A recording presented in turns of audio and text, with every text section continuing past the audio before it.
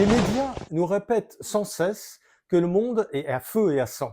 Mais saviez-vous que paradoxalement, le 21e siècle est l'un des moins meurtriers en termes de guerre? Ça peut surprendre, et pourtant, les chiffres parlent d'eux-mêmes. Pendant 5000 ans, l'humanité a traversé des guerres d'une violence inouïe. Gengis Khan, au XIIIe siècle, aurait causé entre 20 et 40 millions de morts, soit 5 à 10% de la population mondiale. 2 siècles plus tard, Tamerlan, autre conquérant mongol, aurait lui aussi tué jusqu'à 20 millions de personnes, plus de 5% de la population mondiale de l'époque. Au XIXe siècle, les guerres font environ 35 millions de morts. Rien que les guerres napoléoniennes, entre 1803 et 1815, causent 5 à 7 millions de victimes. Mais c'est au XXe siècle que l'horreur atteint son apogée. On parle de 85 millions de morts, soit 3,7% de la population mondiale.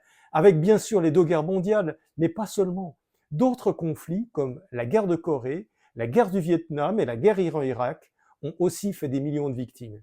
Et pourtant, depuis, les chiffres chutent. Depuis l'an 2000, soit un quart de siècle, le chiffre est tombé à 7 millions de morts. Ça reste énorme, mais rapporté à la population mondiale, ce n'est que 0,09%.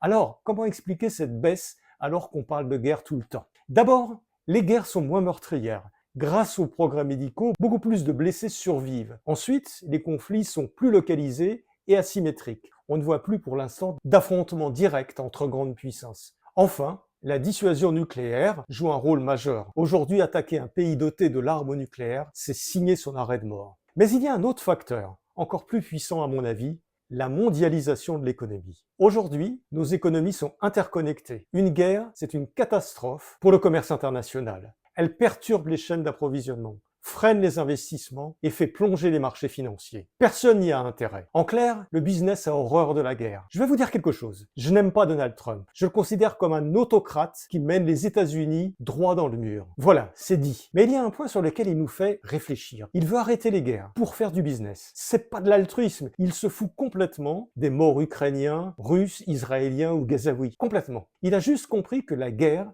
est mauvaise pour les affaires. C'est tout. Si le développement du commerce international peut repousser la guerre, ce qui semble avéré, alors moi je dis, même si je n'ai pas la moindre envie d'être d'accord avec Donald Trump, à bas la guerre, vive le business. Dites-moi en commentaire ce que vous en pensez et partagez cette vidéo si vous êtes d'accord ou pas. Et retrouvez toutes mes analyses sur ma chaîne YouTube Marc Philo.